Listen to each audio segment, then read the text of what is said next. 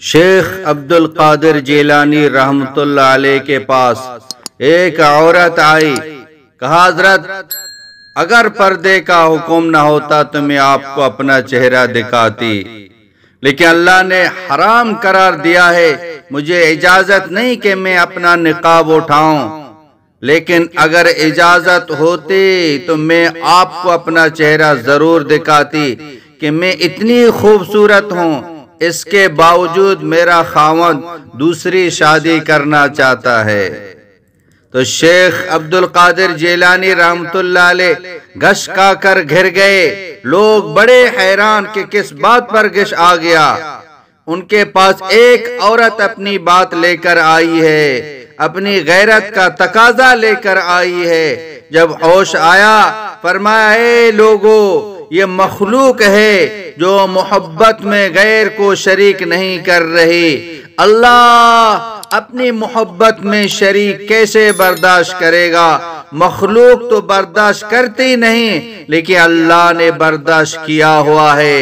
اس دل میں کتنے بت بٹائے ہوئے ہیں، کتنا اللہ کریم ہے کہ برداشت کر کے چل رہا ہے۔ یہ دل ایک ہے، اس میں ایک ہی رہتا ہے۔ اگر دل کے اندر مخلوق ہے تو اللہ اس دل کے اندر نہیں آئے گا، اگر اللہ اس دل کے اندر آئے گا پھر مخلوق اس دل کے اندر نہیں آئے گی۔ یا اللہ کا ڈر ہوگا یا مخلوق کا ڈر ہوگا، یا اللہ کی محبت ہوگی یا مخلوق کی محبت ہوگی، یا اللہ کا یقین ہوگا یا مخلوق کا یقین ہوگا۔ دل ایک ہے، اس میں ایک ہی ہوگا۔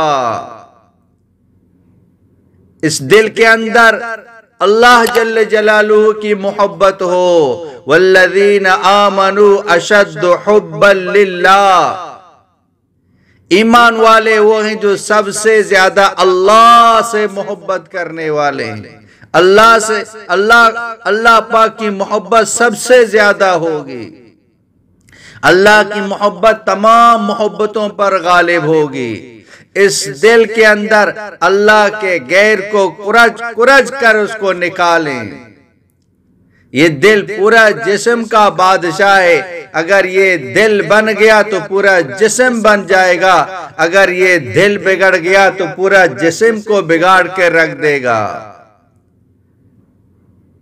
دل کا رخ صحیح ہو، دل کا یقین صحیح ہو، وہ کیسے ہوگا؟ جب بار بار اللہ کی عظمت کو بیان کریں گے، اللہ کی قدرت کو بیان کریں گے، اللہ کی بڑائی کو بیان کریں گے، پھر اللہ کی بڑائی اس دل کے اندر آ جائے گی، پھر مخلوق کی چوٹائی اس دل کے اندر آ جائے گی، مخلوق کی حقیقت ختم ہو جائے گی، کلمے کی حقیقت یہ دل کے اندر آ جائے گی۔ آج سارے لوگ پریشان ہیں، کیوں؟ دل کے اندر اللہ نہیں ہے، اللہ کا ذکر نہیں ہے، اللہ کی فرما برداری نہیں ہے۔ سب کچھ ہونے کے باوجود خودکشیاں کر رہے ہیں، سب کچھ ہونے کے باوجود نیند کی گولیاں کھا کر سو رہے ہیں، کتوں سے دل بہلا رہے ہیں، دو کتے رکھے ہوئے ہیں، لیکن یہ دل بہلاتا نہیں ہے۔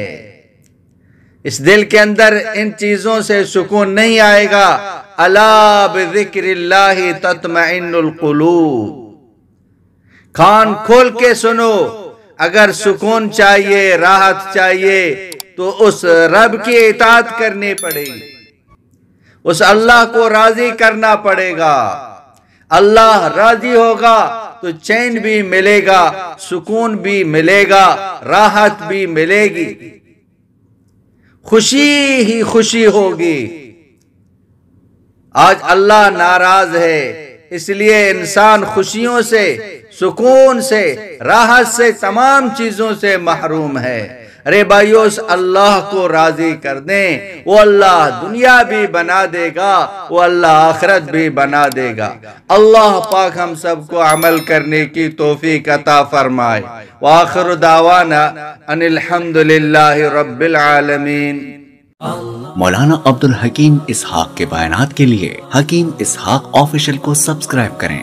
مولانا عبدالحکیم اسحاق۔